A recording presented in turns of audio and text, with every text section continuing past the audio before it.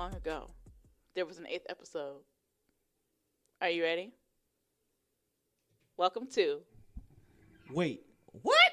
Sports. There we go. I am Gina, one half of your dynamic duo. And over to my right, per the usual, right where she belongs, is Amy. Welcome back, Amy. I'm so excited that Eli did the name of the show today. The sheer excitement on his himself. face. You know what? I'm proud of you. Yes. See, I don't know why you fight us so hard on I this. don't know why. I mean, maybe it's Because the you're hunger. stubborn. Maybe the hunger is getting me. No, you're just stubborn. You can't blame I'm hunger a on Taurus. that. What do you want? I'm stubborn. I stick to my point. So over on the boards is Dr. Robinson, as Hello. always. And today we are back on our baseball kick. Like I said, the baseball has a lot of nuances, so we'll be covering this for quite a while. But Well, and it's a really long season. It is. So, we have to cover it slowly. because think about it. What was our first episode on baseball was when? The very second show. Yeah, and we're episode 9 now, so that should tell you something. And we're not even a quarter of the way through the baseball season. The baseball season just started. Home openers tonight for the Guardians. I almost said Tribe. You'll be saying that for a lot. You'll be saying that quite I'll a bit. be saying that for quite some time. I'll be like, for the... Blah, blah, blah, blah. For the Clevelanders. That Cleveland team up there by the lake. But yes, our home opener is tonight. So Who do we play? Sorry, we play the San Francisco Giants. You were on such a good kick. Why does he keep pushing his mic so far away that when he wants to say something, it takes 10 minutes for him to actually get ready? So basically, it's interleague play. We're starting off with interleague play. Okay. I'm sorry, I missed who we were playing. San Francisco Giants. The Giants. Giants. It's so And I weird that knew they're part of but our I league. they're interleague, so they're the opposite. Oh, okay. I don't know why I thought inner. It's not the same. You thing. didn't hear the T. I did not. Maybe I could blame that on hunger. So for those of you who are just tuning in, both Eli and Gina have been doing a 12-hour fast. Yes. It's killing me. The deprivation. And they've been real. doing it all week long, and this is the last day of it. It's the hardest day. I'm telling you, the hardest And is the end. We're an hour and 15 minutes from them breaking their fast, so they're a little slap happy. A little anxious. Yeah. Anxious. Yeah. That's what. They're drinking water. Before the show, we started singing the Chili's themes. I want my baby. Chili's. Baby back ribs. Barbecue sauce. Barbecue sauce. Okay. Anyways, moving on. Do we need to give you the bell, Amy? I don't think he can be trusted with the bell today. Anyways, moving on. Baseball. Yes, today is all about our pitchers. Well, actually, I was going to say if I really wanted to be mean to Eli, I would talk about all the great new stadium food that's over there. But anyways. Are we going to a game this year, you and I? We should.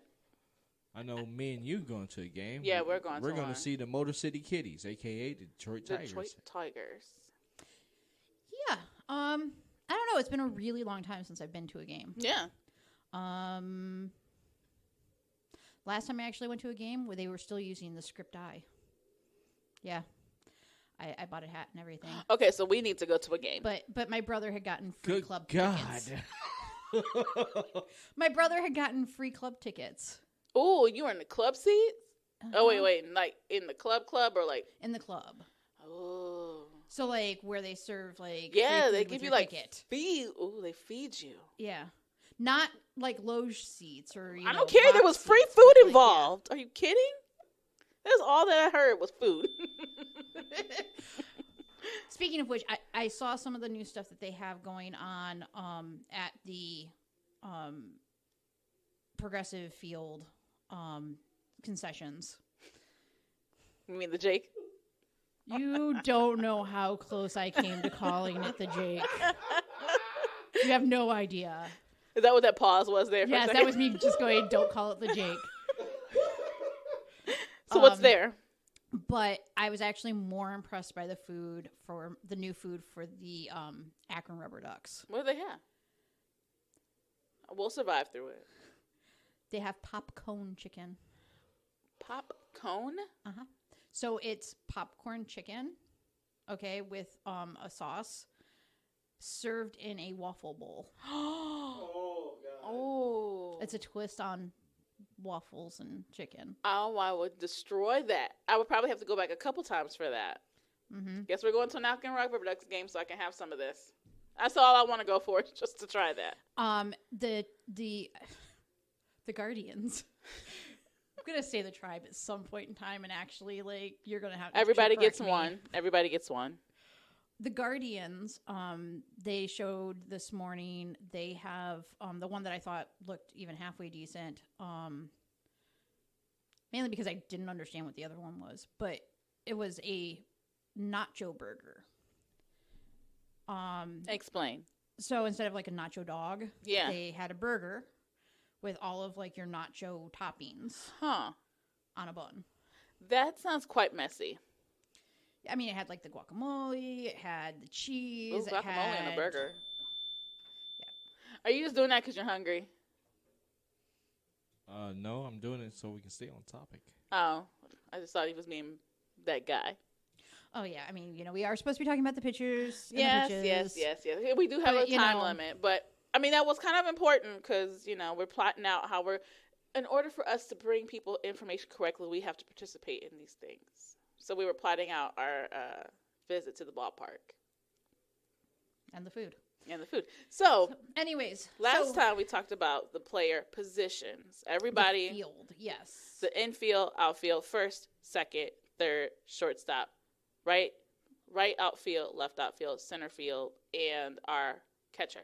Mhm. We left the pitcher out because the pitcher is like the caddy of the baseball team. Well, the pitcher is, like I said before, it's a weird position because technically it's on the defensive side of the team, Right. but it's a defensive player that's doing action. Yeah, When you think of defense, you usually think of the guys guarding something. exactly. So like not the everybody guy on base. doing something that other people have to react to. Mm-hmm. So, the pitcher is a very unique position. And he's the one position that doesn't really move around the field. Yeah, he stands on the mound for the most part. That is his home. That is his base, for lack of a better word.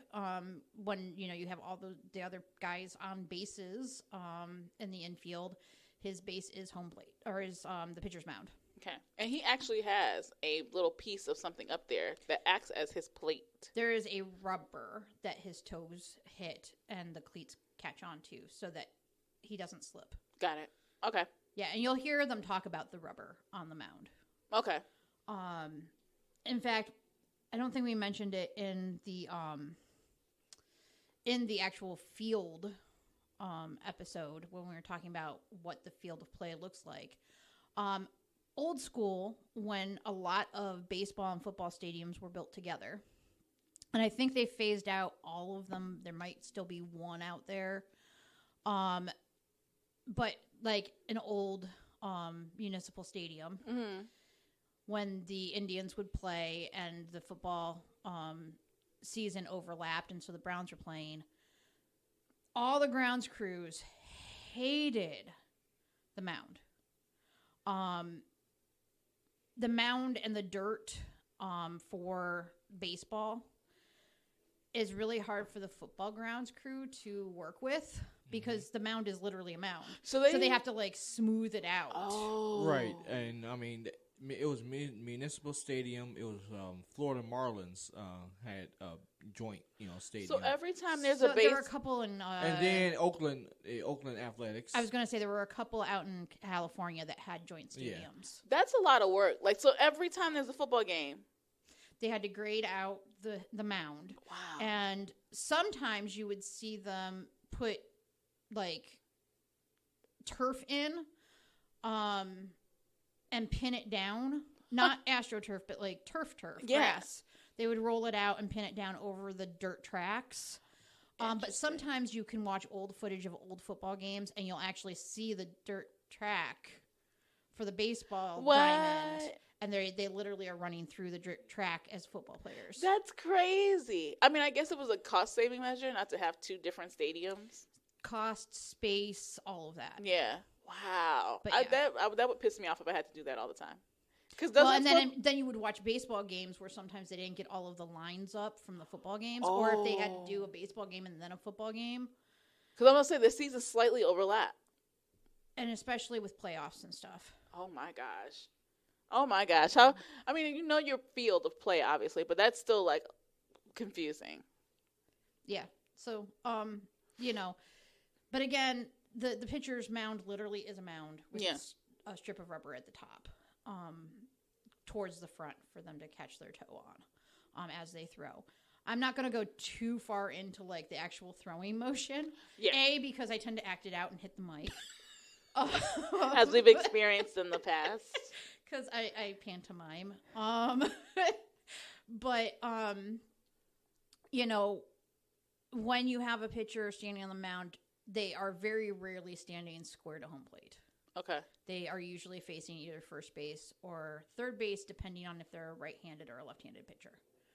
And that motion where they pitch, they put all their weight on their back leg, they lift up their front leg, it hits the rubber as they pull the arm around, and the back leg is the follow-through. Got it. Okay. So, and so the whole body is rotating to face the catcher. So, that's how they end up facing front again. Mm-hmm. Okay.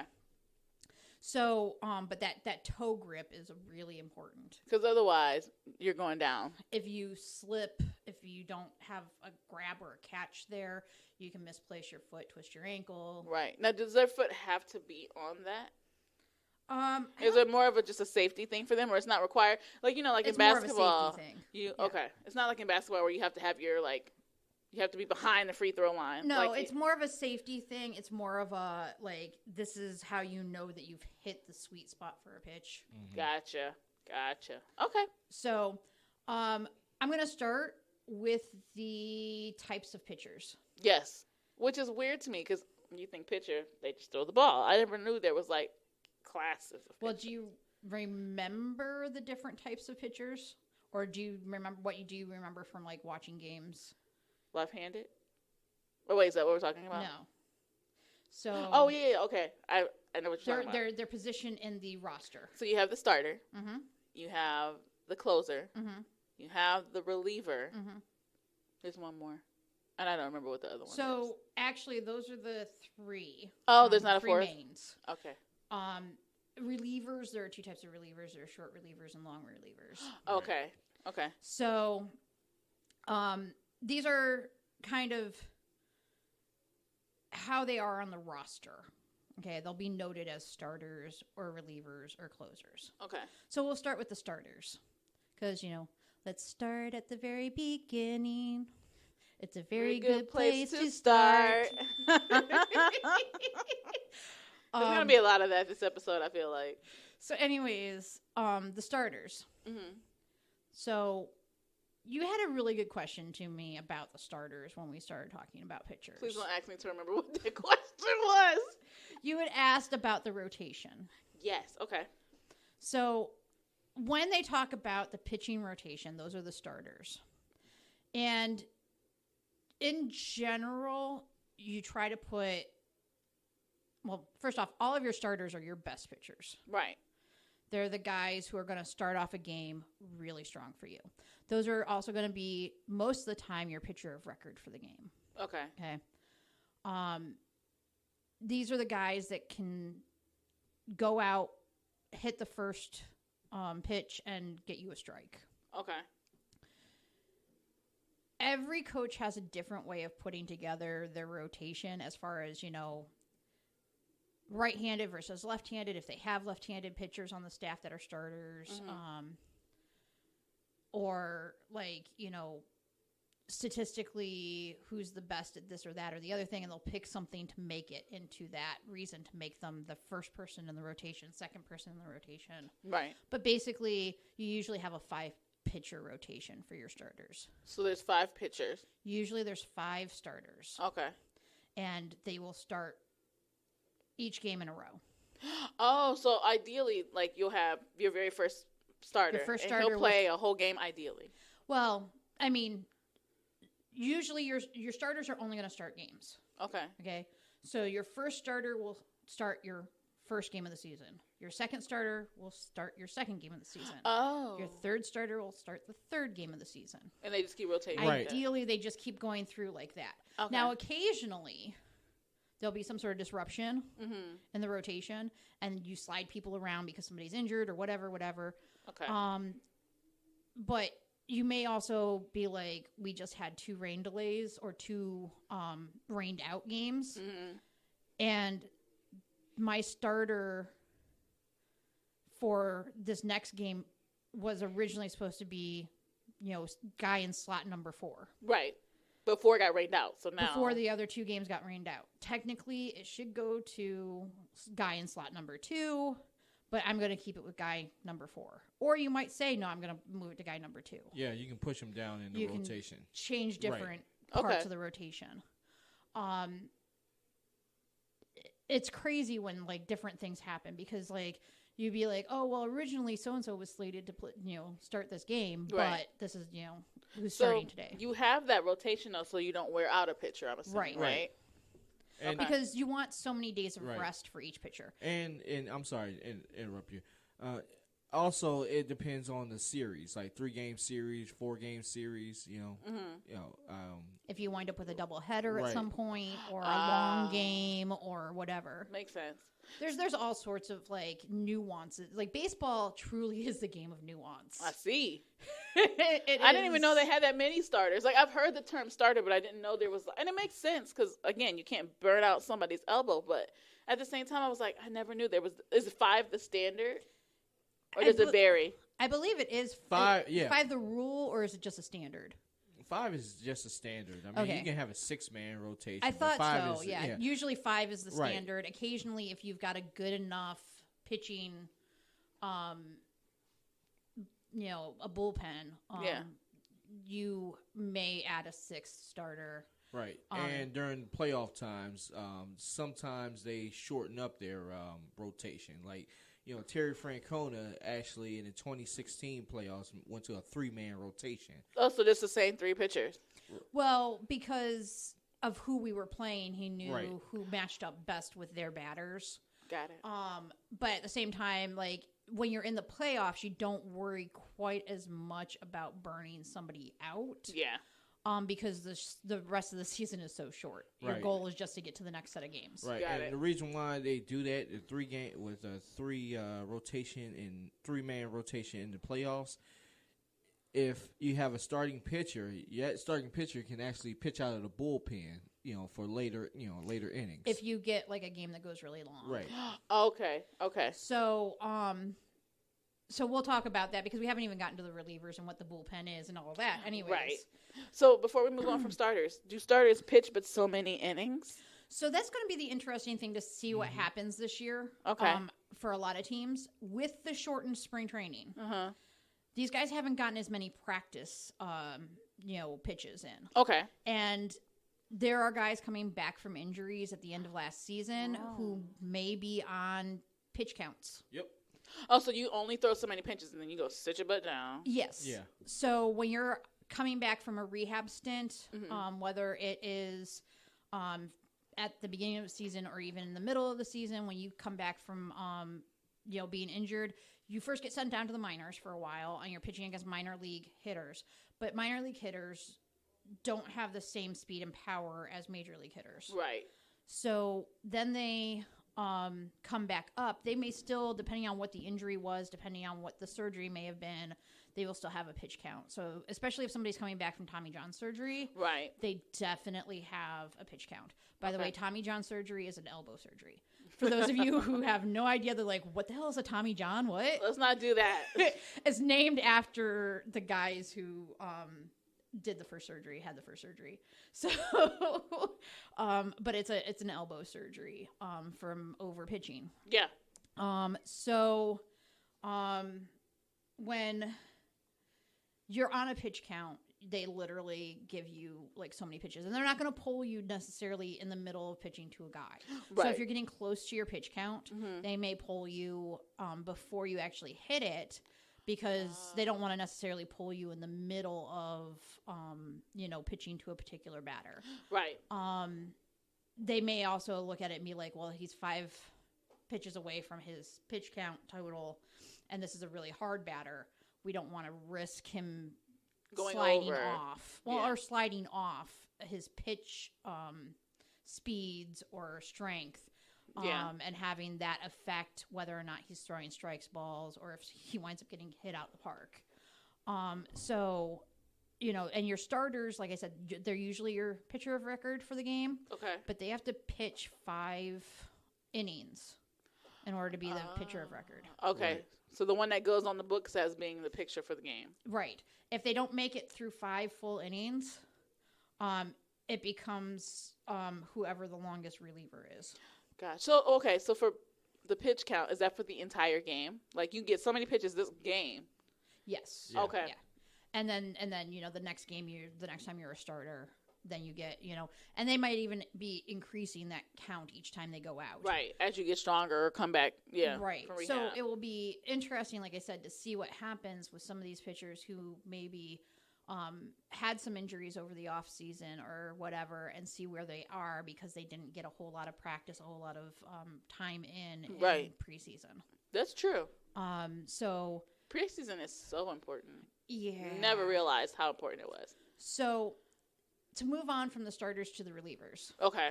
do you know how a starter gets taken out of the game? And All I've ever seen is that I think it's the coach or the general manager walks up and pulls him off the manager. mound. Yeah. Yes. But that's as far as my knowledge goes with that. Okay, so if you ever hear them say he's made the call to the bullpen, I've heard that.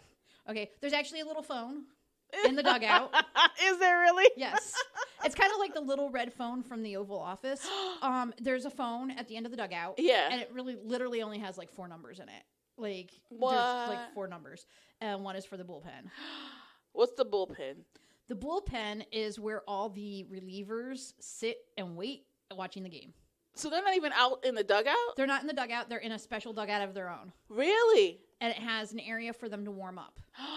Oh. So they're sitting there watching the game in the same weather as all the rest of us. Yeah. Oh, they're not And- like in luxury. And in Cleveland, you know how cold that weather can be. Oh my gosh. And you're just sitting waiting? And you're just sitting there watching the game. Okay. The manager will make a call to the bullpen when he thinks somebody's getting close to needing to be pulled, or if there is reason to pull somebody because of the particular batter that's coming up. Gotcha. So maybe this pitcher that's up there isn't compatible with the batter. Right. So usually it means it's later in the game. The pitcher's getting tired, and we know that this person is just warming up, because there are batters that get better as the game go on. Yeah, I can see that. So you may pull somebody for that, or if for some reason they put in a pinch hitter in the other team. Okay. Somebody got injured the previous inning, they put a pinch hitter in. And then you go, oh, shoot. Now we got to contend for this person that we never planned for. Yeah. So here we go, So trying to you look might at. pull them. But usually they try to give a little bit of warning to the bullpen so that people can get warmed up. So this whole time sometimes they're the not even like throwing the ball; they're just chilling. They're just chilling. Oh. The broadcasters will sometimes notice either the manager picking up the phone, Right. or they'll notice activity in the bullpen. Okay. They'll be like, oh. So when they see pitchers start to take off their jackets and go out to the warm-up area and start throwing pitches to the backup catchers. Right. It's a pretty big, obvious sign that they made a call to the bullpen. The pitcher's coach. Okay. So the pitching coach is actually in the bullpen with the pitchers. And so that's the one, GM's calling the pitching coach. Okay. Or the manager's calling the pitcher coach. And the pitching coach goes up to whatever Player they want. or whatever 2 or 3 players they want to have warmed up, because sometimes there will be 3 or 4 players out there warming up. Oh, is it just because they don't know who they're going to use yet? Sometimes it's because they know that this particular person is only going to pitch to like 3 people. Okay. Depending on what inning it's in, the reliever, and that's what we're saying, like there are short relievers and long relievers. Mm-hmm. Sometimes there are relievers that only come in for one guy, inning and a half, and they go to their next person, and usually it's because your starters made it really deep into the game. Yeah. And he's starting to lose something off of his pitches, but he's not deep enough in to be the closer's time to come out yet. Okay. Because the closer is a very specific role for a very specific amount of pitches. So you need somebody in there that's going to relieve for a short period of time, a couple of innings maybe. Okay. Your long relievers are the people where, like, say your starter goes out there and he lets 3 home runs happen in the first inning. Oh, he just tanks almost. Or, he has had a few wild pitches for some reason. If you can't settle him down, if you can't get him, out of his own head, by having the catcher and the manager and other team players come out to the mound and talk and have a mound conference. Yeah. Is that what that is? Yes. Which there are other rules about, like, who can be there and how long they can talk and things like that now. And, I mean, it used to be, like, almost unlimited. But now, there's a certain amount of time. And there's always a commercial. Every baseball season, there's a commercial that kind of makes fun of it. I think there was a WeatherTech one last year where, like, the manager came out talking about his WeatherTech stuff to the pitcher. So, I mean, there's always some commercial. That means people are probably abusing the mess out of that. That makes fun of the pitcher conference, the mound conference.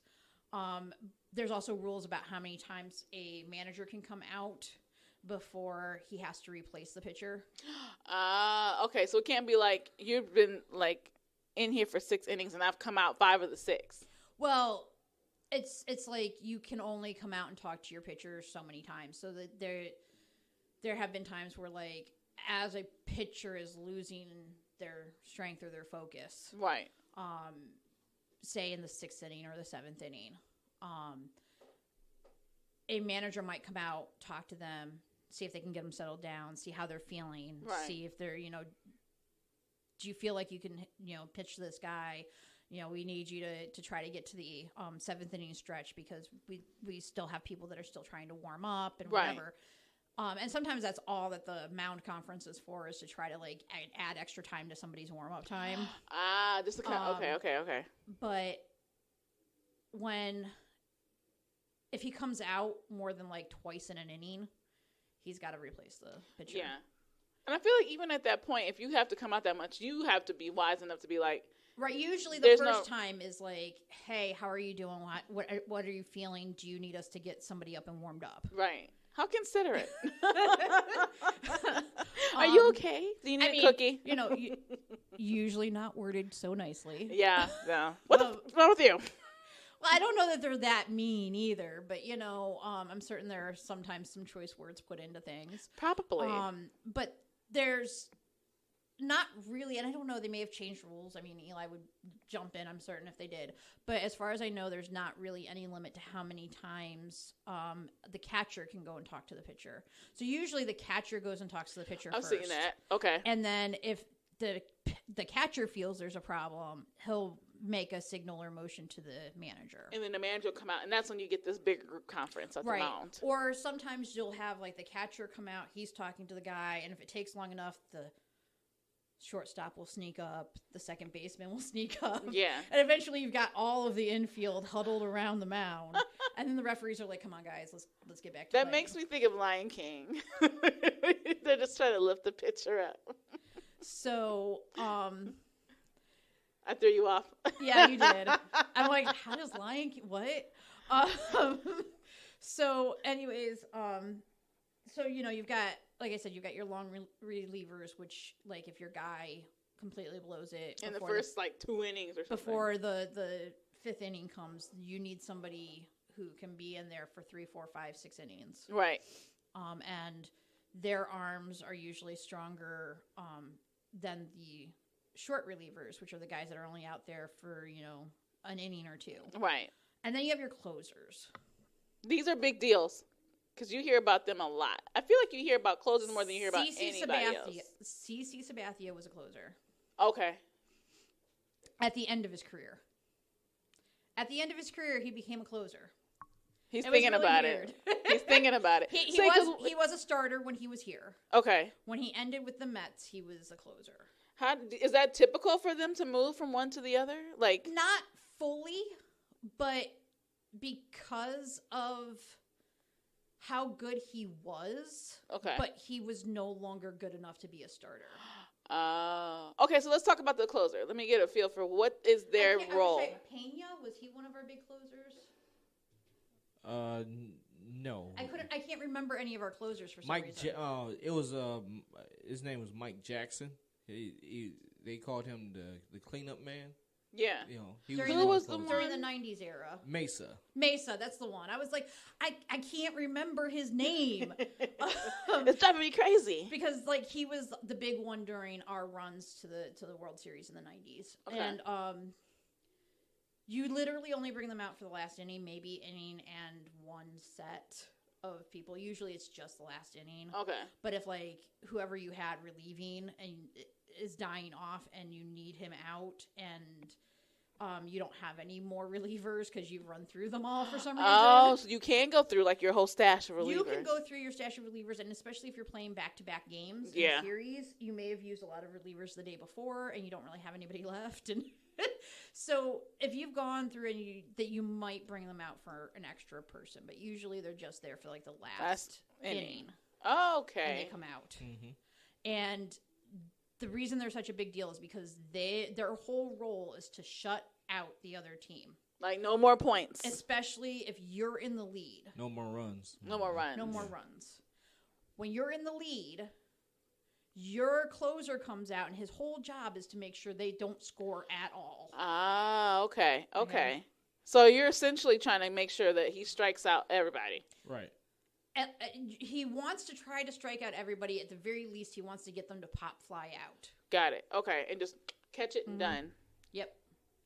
So that's his big deal. That's a special set of skills, it sounds like, to be able to be a closer. It's a high pressure. Yeah.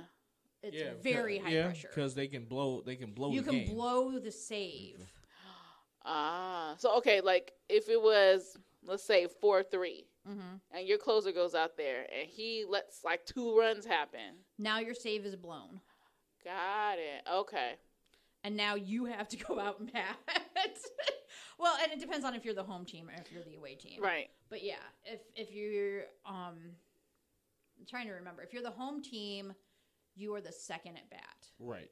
And so if you're ahead mm-hmm. going into the 9th inning, your closer goes out and he closes the deal and wins the game. Right. You don't even have to bat. Nice. Okay. Okay. He goes out.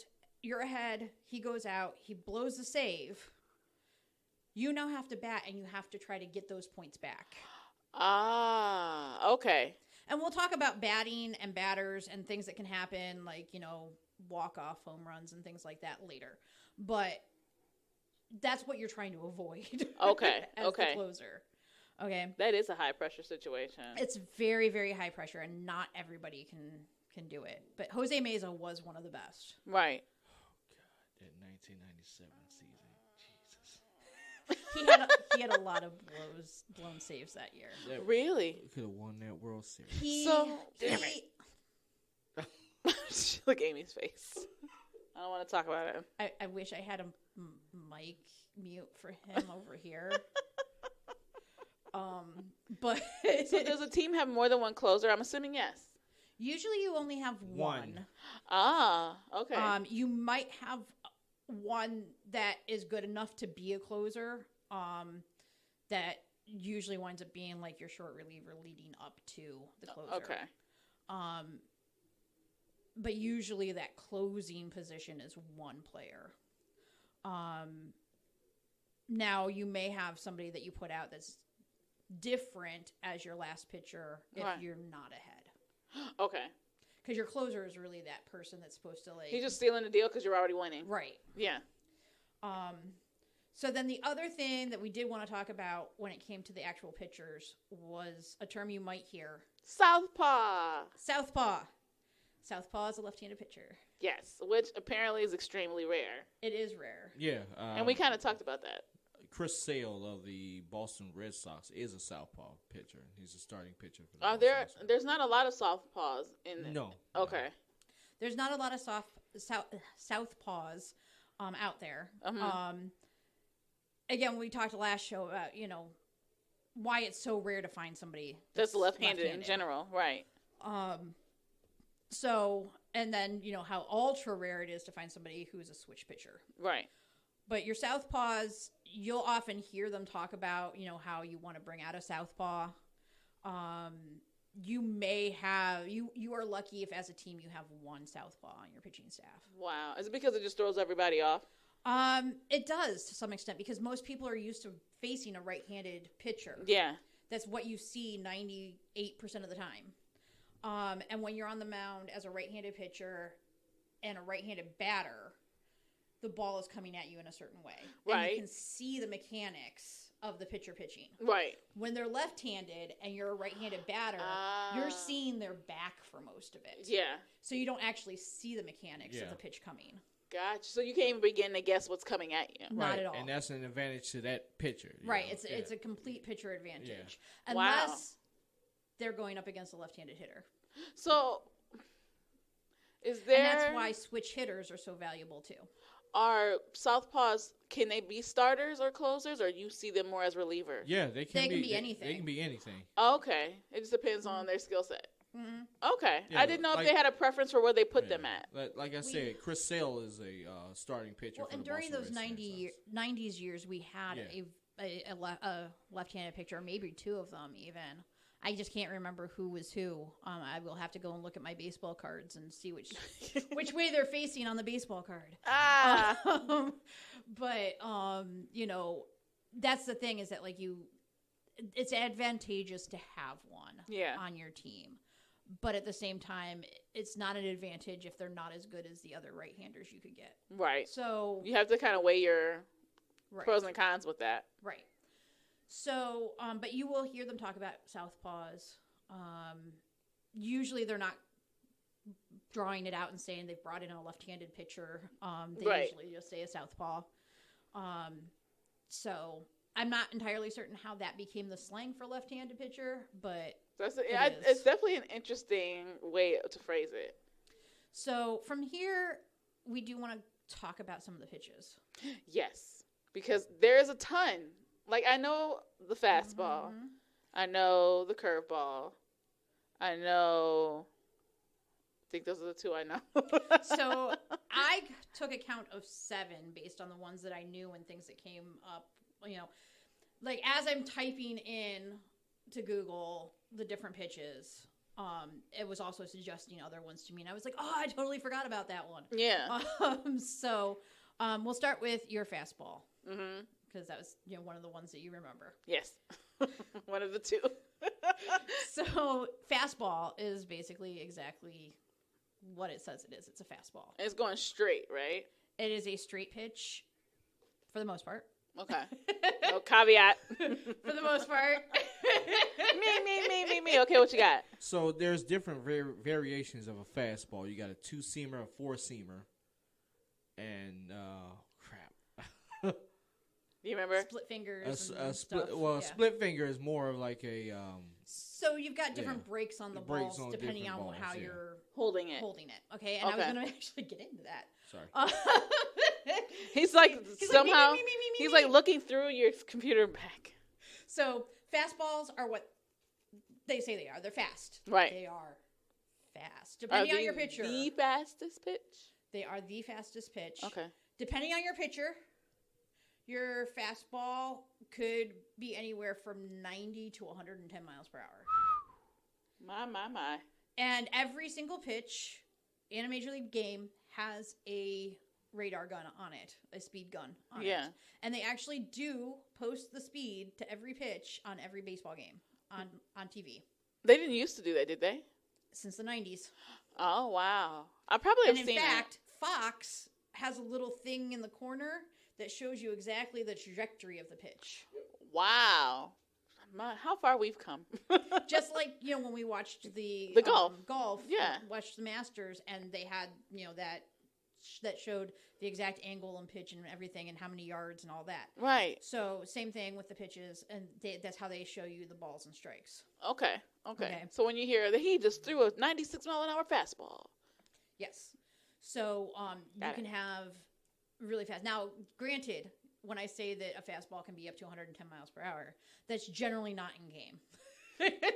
That is under perfect conditions. Right. You know, the guy just trying for his... It's kind of like being a weightlifter and going for your 1 rep max. Ah, okay. You know, when you go for a 1 rep max in the weight room, you are literally seeing how much you can lift once without breaking yourself.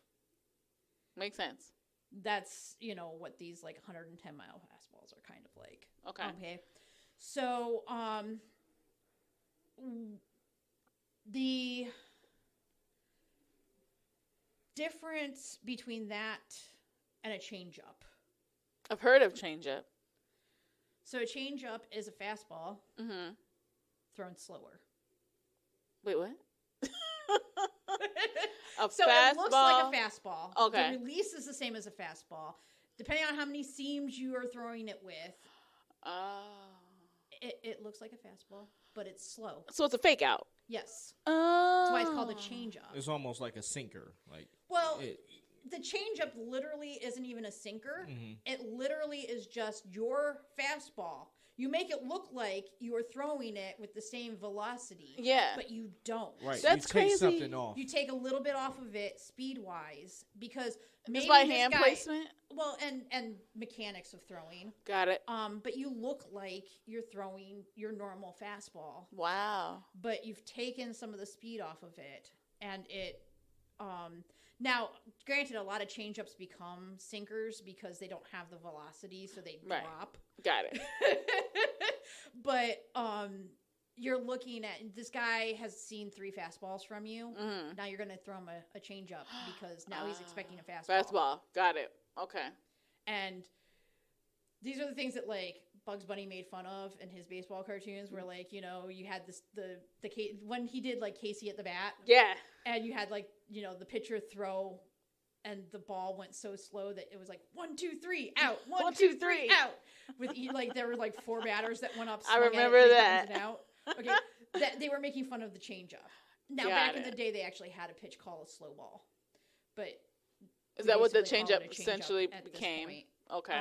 Yeah, I mean, because back in golden times of baseball, you could actually do underhand pitches. Really? Like a softball pitch? Mm-hmm.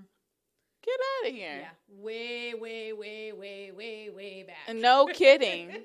Pre-1900s. Jeez Louise. I would have never thought. So, you could actually do a slow pitch. So, I can't even picture that. So, those are, you know, the things based off of fastballs. I think the part that is most amazing to me is that just by simply changing one thing about either the way you're holding the ball, the way your body's positioned, you take however many miles an hour off of that ball. Right. So if your normal fastball is like, say, 98 miles per hour, your changeup could be anywhere between 89 and 94. I mean, that's a significant drop. Mm-hmm. When you think about, like, you have to keep your eye on that ball and guesstimate how fast it's coming at you to be able to hit it. That's crazy. So one of the other big ones is the breaking ball. Never heard that one. So the breaking ball is a pitch in which the pitcher actually uses the wrist movement to give the ball more spin, one direction or the other. Oh, so it's like he's twisting his wrist almost? So breaking ball variations are curveball, slider. So those are all technically breakers. Okay. Though the curveball and the slider tend to be differentiated based on the amount of movement in the ball. So all breaking balls have a lot of movement to them. As far as they're not going straight. They're not doing and by straight, you know, we mean straight with the natural curve of the earth. Right. But yes. They're not really going straight. They're moving to the left. They're moving to the right. Mr. Eli. That was so loud. Was that your computer? Yes, it was. I'm sorry. Poor Kay. How could you? So, curveballs and sliders have more movement on them Okay. than a general breaking ball. Which means, let's go into a curveball. So I think most of us, again, know this from Bugs Bunny. So the curveball in Bugs Bunny does these like giant corkscrewy turns. Right. While still somehow going slow. Right. But a curveball pitch is thrown with a particular hand placement. Mm-hmm. And if you look up any of these pitches online, the very first thing you see is a picture of how the finger placement goes. Because that's crucial, isn't it? Crucial. Your fingers have to be placed particular places along the seams in order to do this. And some of it is gripping with only the fingers, like the very fingertips. Oh. Some of it is gripping with a longer portion of fingers. Some Right. of it is actually gripping more with knuckles, depending on, what the pitch is. Wow, that's crazy. So the curveball has a particular grip to it and hand movement, and it creates a forward spin on the ball. Okay. So in general, when you're throwing a fastball, it's not really rotating and spinning. Okay. Okay. When you throw a breaker, like I said, you are using your wrist in a way to create spin on that ball. Okay. The spin, Kind of like bowling. right, and the spin is what causes it to move in one direction or another because of the extra drag along the seams. Okay, so the seams create that surface tension in the air that changes how the ball moves. And yes, we're talking about physics again, people. You know what? Sports is just math. I'm sorry. There's so much math in sports. Between statistics and physics, there's so much math in sports. So There's a career there somewhere.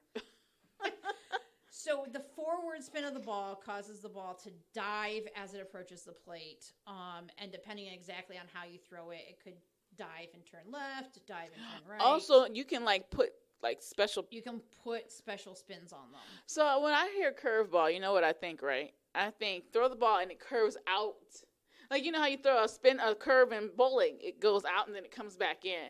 I did not know that it curved downward, arced downward. So they'll talk about a ball having a severe break. Yeah. Like those breaking balls. Oh, that was a really severe break on that breaking ball. So it's essentially breaking the line of break is dropping down really quickly. Got it. So basically it's almost like it hits the front edge of the plate and then drops. Ah, got it. Okay. That's how it appears anyways to the batter. Okay. The batter won't necessarily see the drop coming. And then all of a sudden it's gone. It starts off one way, but it ends something totally different. Because it will look, as it's coming towards you, it looks perfectly normal, and then all of a sudden it is gone. That's crazy. Because enough drag has been created to pull it down. Right. Wow. Baseball. So similarly, there's the split finger. Okay. So the split finger is a curveball, or is a change-up, and a curveball in one. Oh. So it's an off-speed pitch that looks like a fastball until it drops. Wow. Yeah. So then a screwball. It's going slower and it's falling. Okay. A screwball.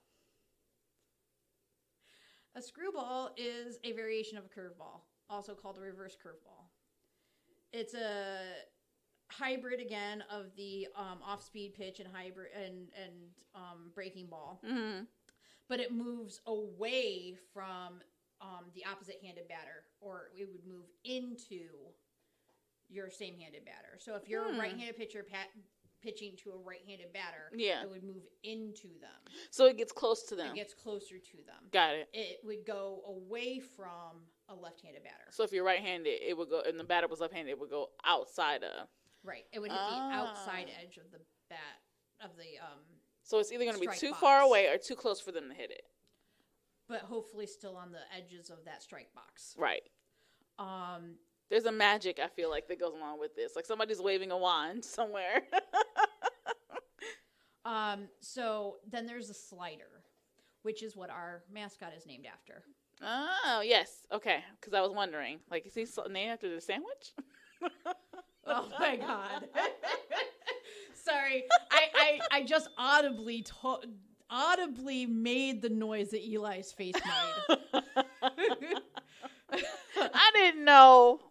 So, the slider is a breaking pitch. Mm-hmm. It goes like down, and like diagonal through the batter's hitting zone. So, it's at a speed that's lower than a fastball speed, but higher than a curveball. So it's like in the middle. Yeah.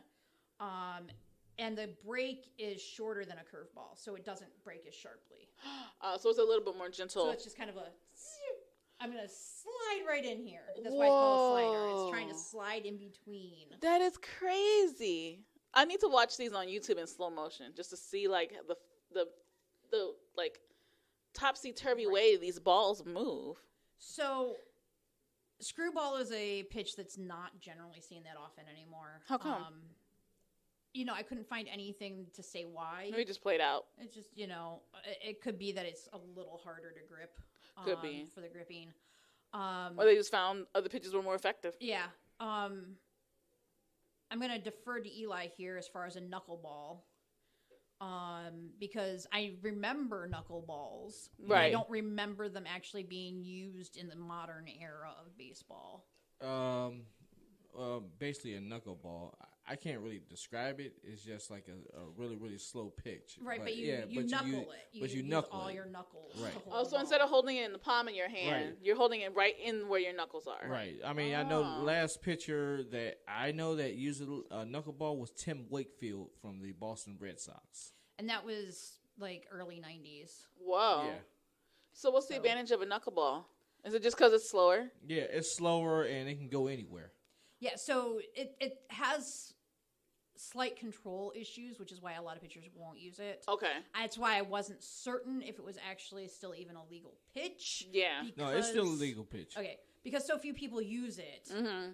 and because of the control issues, I wasn't certain if they were like, Yeah. we're not going to use it anymore.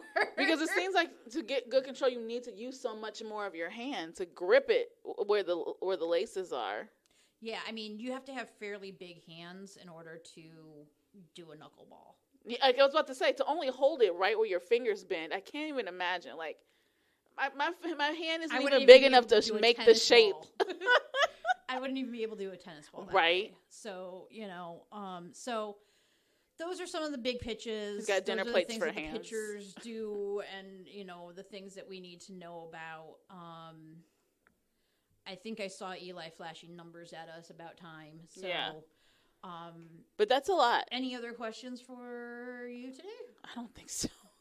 I just have to grip my head around the fact that, first of all, there's so many pitchers. I didn't realize that. And then I also need to grip my head around the fact that the ball, you think the ball is just a static object. Like when you look at football, yeah, you could put a little bit of There's spin on it. You could do a spiral on it, but it's not like it's curving out and dipping down and flying over and doing acrobatics in the air. Well, it's because of the shape of the ball. Well, that too. But again, a ball in your head is just a static object that you just throw or you pass or whatever. But for you to be able to do so much with it by just a simple changing of like your ring Where finger, your fingers are, yeah. or even just the way you flick your wrist, it's wild to me. So I just need to wrap my mind around that. And like I said, I'm gonna go look for slow-mo videos because I'm interested to see like what it looks like in motion because it's hard to watch it in a game and always pick it up. Like, I know when you watch like Fox Sports, yeah, they have that tracker with the pitch. Oh, that's true. That's true. So they'll actually show it full screen when they're like waiting for the next pitch sometimes. Yeah. And they'll be like, "Here's the tracking of the pitches so far," and you'll see the way the lines go through. Oh, question real quick: is there a certain amount of time a pitcher has to throw a pitch? I believe they've started to talk about putting a pitcher clock on. Okay. But yeah, that hasn't been approved yet. Okay. They've been talking about it for years as far as a way to speed up the game. Because I feel like it's a sight game if you're just standing there with your pitch. You don't know when it's coming, what's coming. Well, the thing is that you can tell when the pitch is actually coming. Yeah. Although if there's somebody to pick off at third base or second base, you might, he might start his motion as a way to throw them off to try to pick them off. Okay. But once a pitcher starts to pick up his leg, you know the pitch that pitch is coming down. Like, Makes he sense. can't pitch without picking up his leg. Right. And some of the pitchers have bigger pickups than others. I can't remember who it was that had like the giant leg pickup. Is that like your knee coming up to get ready to throw the ball? Yeah. There was one player that was like, it almost felt like an over-exaggerated motion. Like, is he getting ready to do a kick? Is he a rocket? And I can't remember who he was. I don't even remember what team he played for in the mid-90s, but we'll have to find out. It was ridiculous. So, but we want to thank you all for joining us yet again. Yes, stick with it. Look how much you guys are learning. I didn't do my sound in the last few shows, but do.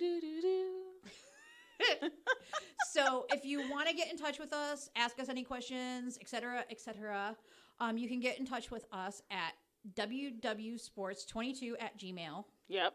Twitter at wwsports22. I tried to keep a theme. I was like, I don't remember what all the handles are and whichever, but I do remember that _sports happens. You hear to that be in your dreams. Instagram. And then just basic Wait With Sports on Facebook, where you can actually listen to our shows as they drop. You can listen to us on Spotify. You can listen to us on Podbean and Mixler. And hopefully, maybe even iHeart will be working on some other things for you to bring even more accessibility to it. But in the meantime, in between time, lovely people, on behalf of myself, Amy, and Dr. Robinson, we thank you so much for tuning in yet again and enjoying the content. And we will see you on the next one.